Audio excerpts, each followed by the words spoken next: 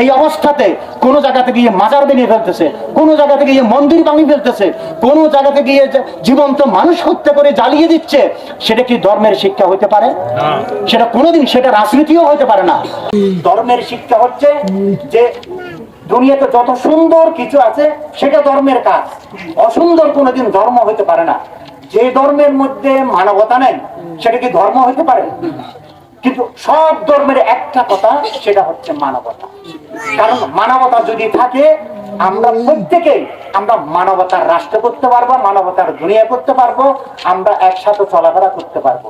ধর্মের দোহাই দিয়ে আজকে আমরা যা কিছু দেখছি, শুধু দেখছি মানে ওই যে সাম্প্রদায়িকতা, মারামারি, খাটাখাটি, মানে খুনাখুনি, যে সমস্ত ছাড়া আমরা আর কিছু পাই নাই। মানবতার রাষ্ট্র চাই, মানবতার একটা সমাজ চাই। মানবতা যার কাছে আছে, আপনি তার কাছে কি হবেন না, সাফারার হবেন না, তার কাছে আতঙ্কিত হবেন না। সে দেখবেন যে আপনি আলিঙ্গন করতে পারবেন মানুষ হিসেবে। কারণ এই মানুষ সবার জন্য মূলত সূর্য উদিত হয়, শুধু একটা ধর্মের জন্য উদিত হয় না, ঠিক না? সবার জন্য উদিত হয়। কিন্তু আজকে আমরা মনে করেন 10 জনের একটা পুকুর, আমরা মনে করেন একজনে দখল করে ফেললাম। আজকের রাজনীতি মানে সেটা। সেই রাজনীতি পরিহার করে আমরা যে মানে স্রষ্টা প্রদত্ত সব মানুষের ভালোবাসায় এবং সব সৃষ্টিকে ভালোবাসায়, ধর্ম বর্ণ নির্বিশেষে সবার জন্য একটাই রাজনৈতিক নাম আছে, সেটার নাম হচ্ছে সর্বজনীন মানবতার রাষ্ট্র, মানবতার বিশ্ব। সেটা যদি থাকে তখন দেখবেন আপনি, আমি, আমরা সবাই একসাথে কাজ করার আমাদের সুযোগটা হবে।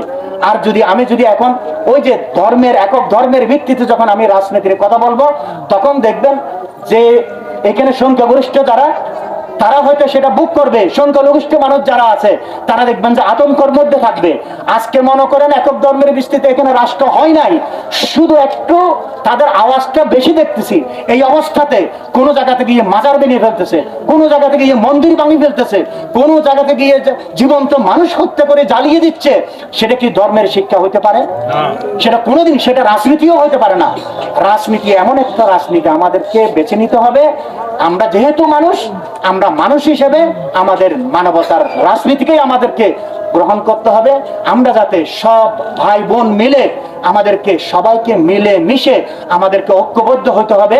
যে আর নয় রুদ্ধতা, আর নয় যে সংকীর্ণতা। এবার আমরা চাই সবাই মানবতা, মানবতা, মানবতার রাষ্ট্র যদি প্রতিষ্ঠা হয়, তখন দেখবেন সবাই একই মানে ছাতার নিচে আমরা একসাথে বসবাস করার আমাদের সুযোগ হবে। এখানে কোনো ধরনের দ্বন্দ্ব সংঘাত থাকবে না, শুধু এখানে থাকবে ইনসানিয়ত, মানবতা, মানবতা।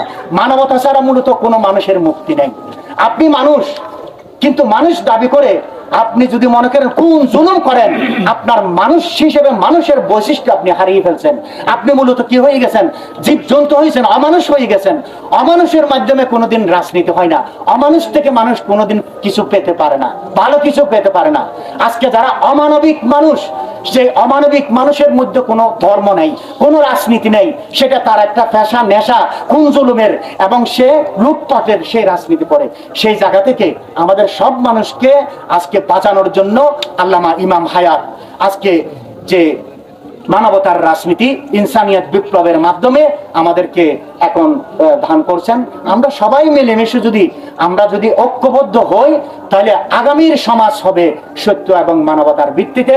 সব মানুষের অধিকার স্বাধীনতা প্রতিষ্ঠায় যার যার ধর্ম সে তার ইচ্ছামতো সে স্বাধীনভাবে সে পালন করবে, উদযাপন করবে। এখানে কেউ কারো দিক থেকে, কোনো দিক থেকে সেটা করতে পারবে না।